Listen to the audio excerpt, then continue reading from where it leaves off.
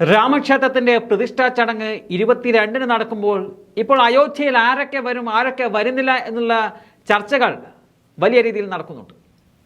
ഇപ്പോൾ ഏതാണ്ട് 28ഓളം പാർട്ടികളാണ് ചടങ്ങ് ബഹിഷ്കരിച്ചിരിക്കുന്നത്. പല നേതാക്കൾക്കും കത്ത് നൽകിയെങ്കിലും ഇതൊരു രാഷ്ട്രീയ ചടങ്ങാക്കി മാറ്റിയ BJP നിലപാടിനോട് വിയോജിച്ച് പല പാർട്ടികളും ഇതിൽ നിന്നും വിട്ടുനിൽക്കുകയാണ്. ക്ഷണക്കത്ത് ലഭിച്ചവരിൽ കോൺഗ്രസിന്റെ നേതാക്കളായ സോണിയാഗാന്ധിയും മല്ലികാർജുൻ ഖാർഗെയും അധീർ രഞ്ജൻ ചൗധരിയും ഉണ്ടായിരുന്നു. എന്നാൽ അവരും പിന്നീട് ഒരിക്കൽ ക്ഷേത്രത്തിൽ ദർശനം നടത്താമെന്നതാണ് പറഞ്ഞിരിക്കുന്നത്.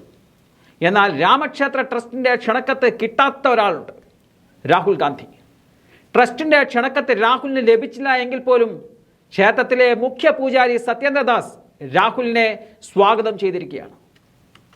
രാഹുൽ അയോധ്യയിലേക്ക് വരുമ്പോൾ അദ്ദേഹത്തെ ഉറപ്പായും സ്വാഗതം ചെയ്യുമെന്നതാണ് സത്യേന്ദ്രദാസ് പറഞ്ഞിരിക്കുന്നത്.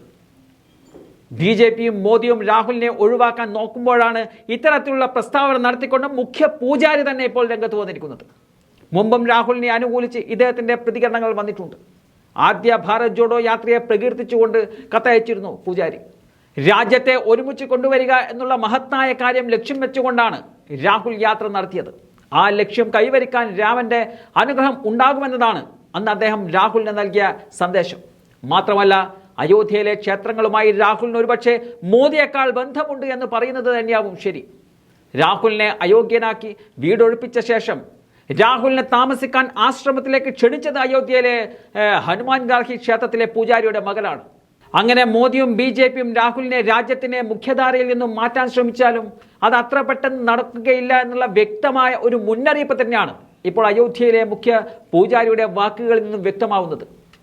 UPയിൽ ഭാരത് ജോഡോ യാത്ര നടത്തുമ്പോൾ രാഹുൽ രാമക്ഷേത്രം സന്ദർശിച്ചേക്കും എന്നുള്ള വാർത്തകളും ഇപ്പോൾ പുറത്തേക്ക് വരുന്നുണ്ട്. രാഹുലിനോട് UP സംസ്ഥാന ഘടകം ഈ ഒരു ആവശ്യം മുന്നോട്ട് വെച്ചിട്ടുമുണ്ട്. രാഹുൽ എന്തായാലും അത് തള്ളിക്കളയാൻ സാധ്യതയില്ല. BJPയുടെ രാഷ്ട്രീയവത്കരണത്തിനെതിരെയുള്ള പ്രതികരണം തന്നെയാണ് രാമക്ഷേത്രത്തിലെ മുഖ്യ പൂജാരിയുടെ ഭാഗത്തു നിന്നും വന്നിട്ടുള്ളത്.